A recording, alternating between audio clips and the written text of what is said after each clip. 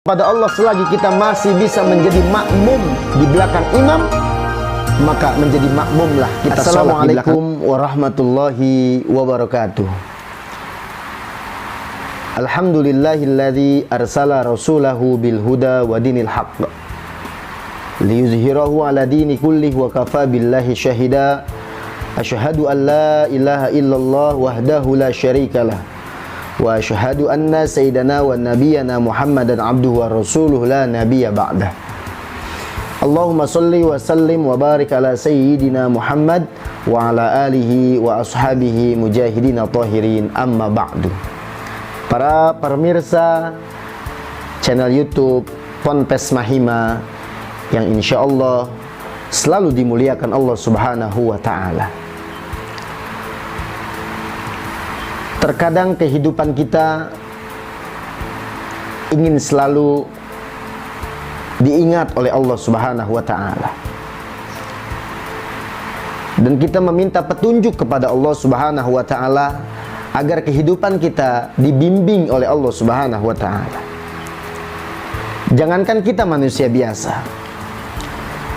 sampai-sampai Rasulullah Shallallahu Alaihi Wasallam mendawamkan doa Rasulullah Shallallahu Alaihi Wasallam.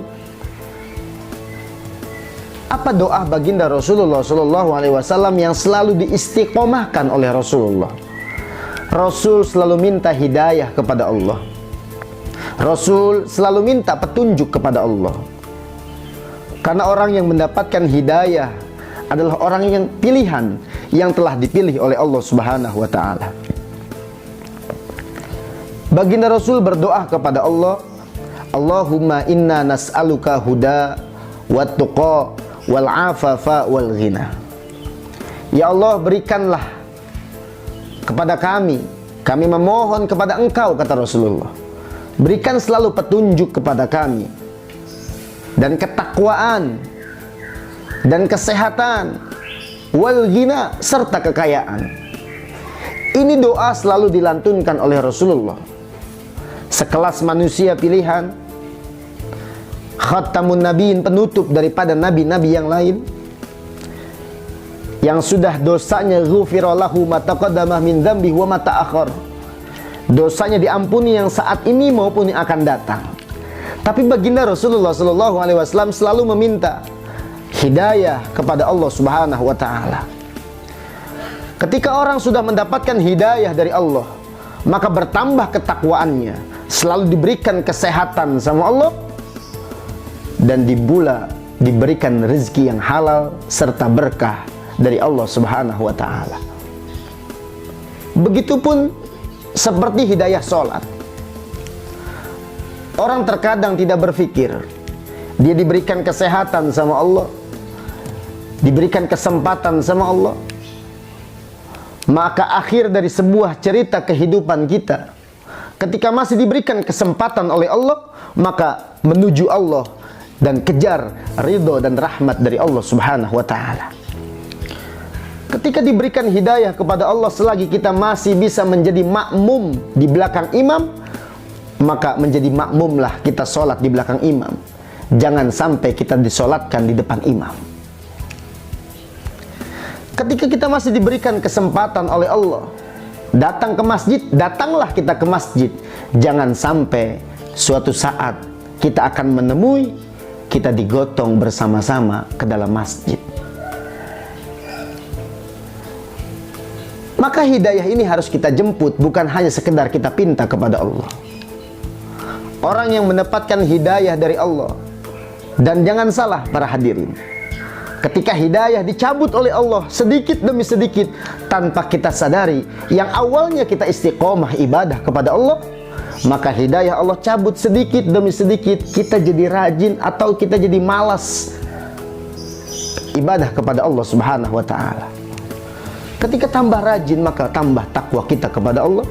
Ketika kita malas ibadah di hadapan Allah, berarti tanpa kita sadari, hidayah Allah cabut perlahan demi perlahan, dan yang kita takutkan, yakhrujuna minad dunya bighairi iman, kita keluar dari alam dunia ini tanpa membawa iman. Naudzubillah.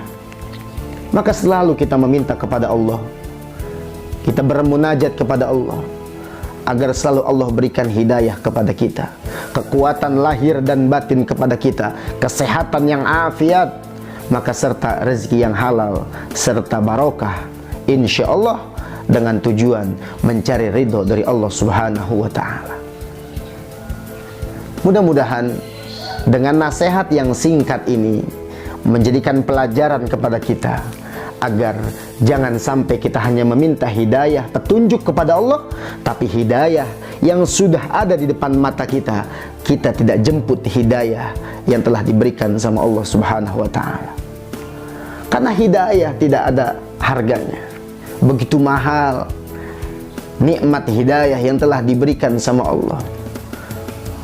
Orang yang ketika rajin ibadah kepada Allah, dia istiqomah dengan tujuan karena Allah, insya Allah segala keniatan hajatnya maupun niat apapun akan sampai kepada Allah. Begitupun pembicaraan Al-Imam Malik di dalam kitab Al-Muwatta. Imam Malik berkata, "Ma kana lillahi dama wa tassala, wa ma kana li ghairillah in qata'a wa fassala."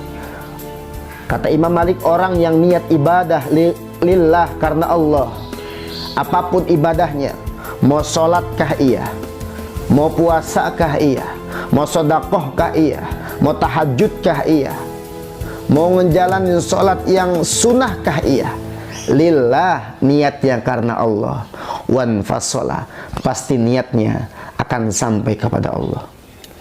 Akan tetapi sebaliknya, kata Al-Imam Malik, wa makana li ghairillah in qata'a wa fasola, siapa orang yang niat ibadah li ghairillah, bukan karena Allah, karena kepingin dipandang manusia, seorang tersebut rajin banget ibadahnya, orang tersebut dermawan banget sedekahnya, orang tersebut ibadah lain macam dan lain sebagainya, niatnya li ghairillah, bukan karena Allah, tapi ingin dipandang manusia, in qata'a wa fasala, siap-siaplah akan menghasilkan sebuah kekecewaan. Maka tujuan kita ibadah, mengejar ridho dari Allah, mengejar hidayah dari Allah, tujuannya hanya satu, lillah, karena Allah Subhanahu wa ta'ala. Semoga semuanya bermanfaat, diberikan hidayah kepada Allah, diberikan ketakwaan oleh Allah, diberikan kesehatan yang afiat, serta diberikan rezeki yang halal serta barokah. Jangan lupa subscribe dan like channel Pondok Pesantren Manbah Hidayatul Ma'arif, insya Allah menjadi amal kebaikan sampai kita menghadap Allah Subhanahu wa ta'ala.